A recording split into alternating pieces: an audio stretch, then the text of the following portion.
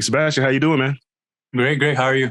I'm doing well. I'm doing well. For starters, I've been looking at all your interviews, and I've paid attention that you have been paying a lot of attention that it feels like you've been skipped over, that everybody's trying to move past you. How frustrating is that, seriously? Because it feels like this has been going on for a while now. And even after the Erickson Lubin fight, which was like a fight of the year candidate, nobody's calling you out. It seems like they just want to go around you. Yeah, you know what? I think my father always reminded me, because I do get frustrated sometimes, but my father always reminded me, he's like, this is the business side of boxing, it happens. I guess money talks or whatever the case it is. And that's what happens, eventually we'll have our time. You can't hide or whatever the case is forever. We are the interim champion. So, I mean, that has to mean something. I mean, you would think, right? And I know you say money talks, but here's the thing. I think anytime somebody hears about you fighting that has never seen you fight before, and they go on social media or they go to YouTube, they see you in the ring. And I think there's a lot of people that eyes get big and they're like, really? What weight class is he fight in? They find out what weight class and they watch you perform. Everybody wants to see you fight. So I don't think you say they can't hide from you for long, but also I think the money's going to come along with it because every time you fight, it tends to go viral. Yeah, definitely. I definitely feel that. But again, I don't know what they expect. We'll see. We'll see in the future, I guess. Well, you do have Brian Mendoza on April 8th. It's kind of a surprise. A lot of people didn't think that this would be your upcoming opponent. What did you think of Mendoza's last performance? Because he surprised a lot of people with the way he fought. And do you expect that guy to show up against you or a better version of that on April 8th? I expect a better version. I expect his best version. But we're here. We're working hard, and we're here to get the win. So, of course, that's what's on our mind. I know the Erickson Lubin fight is something that everybody talks about because it was one of those fights that everybody watches. But you don't want to be in those kind of fights. Like, I don't think you want to be in a fight. Fight of the year candidates are great, but you have to take a little bit of punishment to go along with it. Looking back on that fight, are you proud of that moment because you did have to show the reserve and the goal? Or do you look at it and say, there were some mistakes I wish I didn't make in that fight? There's both. It's like mixed feelings with that fight, but it was a learning experience. We still got the win. And like you said, I don't want to fight of the year candidate again because fight of the year means both fighters fought. I just want to do my job and focus on what I can do. That night, did you get a chance to go on social media and see people talking about the fight? Because, yeah, obviously you win the fight. You're happy. But were you surprised or taken back by how many people tuned in? Because it was one of those fights that as people were watching it, they were calling their friends and was like, you need to turn on this fight and watch what's happening. And it gave you a lot of momentum. Did you get a chance to take a look at any of that and how people reacted to that night? Not that night, but I did notice it throughout that year. We went to the Boxing Hall of Fame. We got a lot of hype off of that. We went to the WBC convention. We got a lot of hype off of that from that fight. It was a good year last year.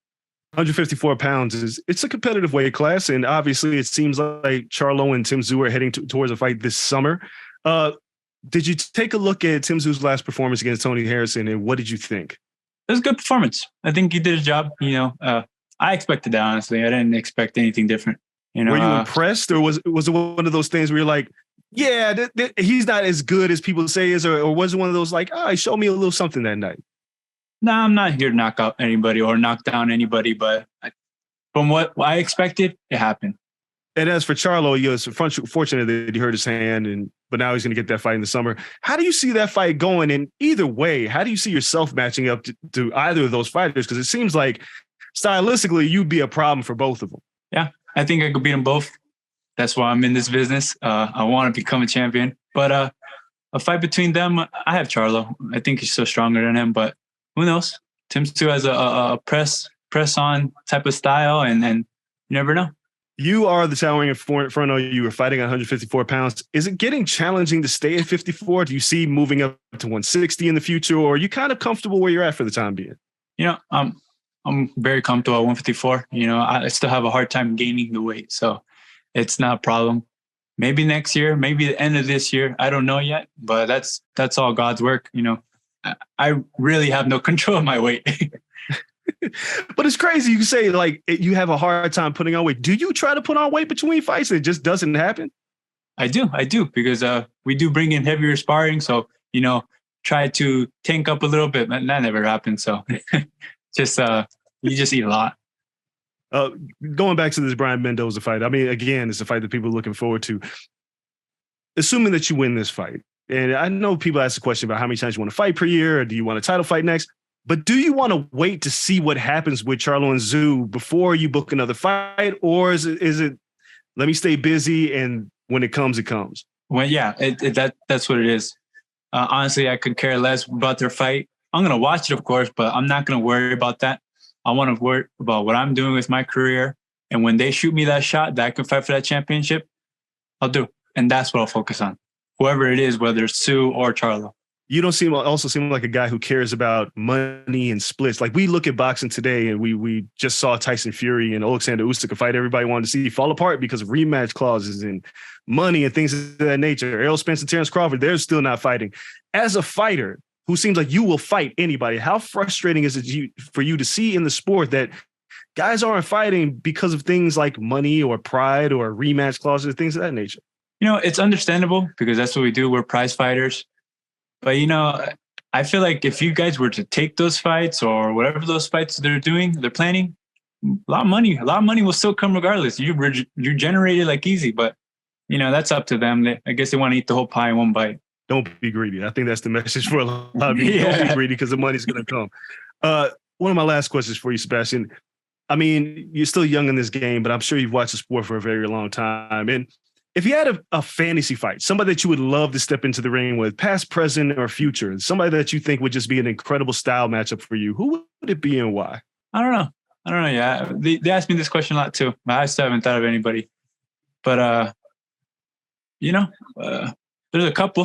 There's Marquez, there's Mayweather, all these guys, you know, the best of the best back then when I was growing up watching them on pay-per-view. But who knows? I guess the fantasy fights are still to come once you become the undisputed champion. Then they can fantasize to fight you, right? Yeah, there you go. They'll give me the ideas. And then the last question. I mean, I know you don't necessarily want to make a prediction, but what do you want to tell the fans to tune in for when you fight Brian Mendoza on April 8th? Expect fireworks. Expect fireworks like always, and expect a fighting fight. He considers himself a hard hitter. I consider myself a hard hitter. It's going to be a great night.